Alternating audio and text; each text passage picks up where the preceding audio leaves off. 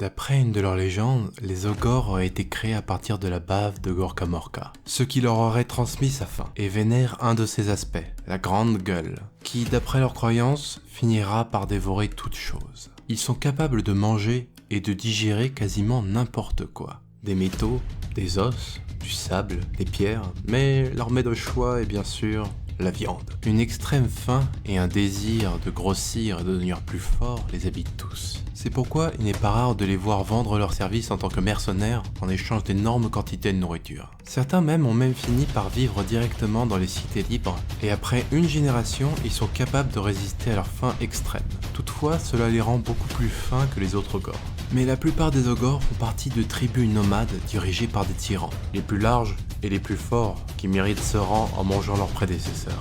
Ils mènent les guerriers au combat, mais comptent sur les bouchers et maîtres abatteurs pour les guider vers le prochain festin. Grâce à des visions qu'ils voient dans les tripes de leurs proies. Une étrange magie nommée la gastromancie. Une magie qui peut aussi bien revitaliser leurs alliés que manipuler les os, les tripes et la chair de leurs ennemis. Une autre de leur culture est celle des ventre-feux. Des ogres tatoués et cracheurs de feu qui vénèrent le mange-soleil.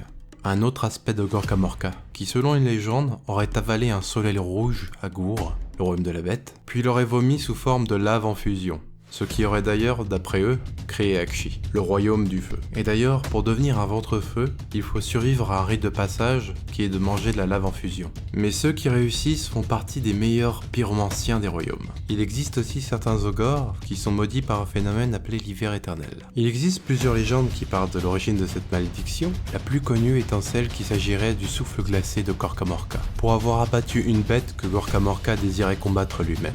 Cet hiver poursuit plusieurs tribus de raiders à travers les royaumes, et pour y échapper, elles doivent être constamment en mouvement. Quand l'hiver vient les rattraper, les ogres se retrouvent figés vivants dans la glace, et restant coincés parfois pendant des siècles sans que leur faim insatiable ne les quitte.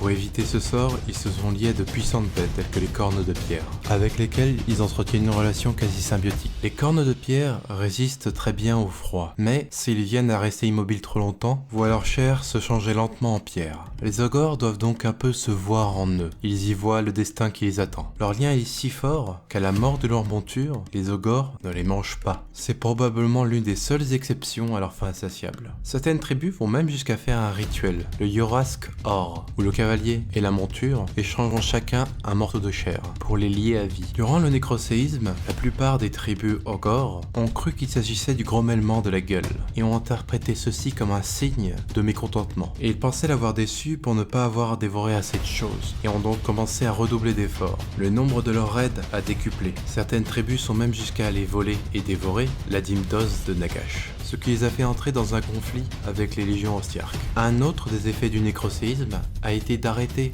ou ralentir certaines parties de l'hiver éternel. Avec leur malédiction atténuée, ils ont pu commencer à se mélanger aux autres tribus ogres. Et plus récemment, dans une campagne récente dans la région d'Antor à Gour, un endroit où l'hiver éternel est justement resté figé, beaucoup de savants et de mages y ont été attirés, afin d'en comprendre le fonctionnement et d'y découvrir des savoirs ésotériques, qui pourraient être la source de la magie de glace des locus antoriens.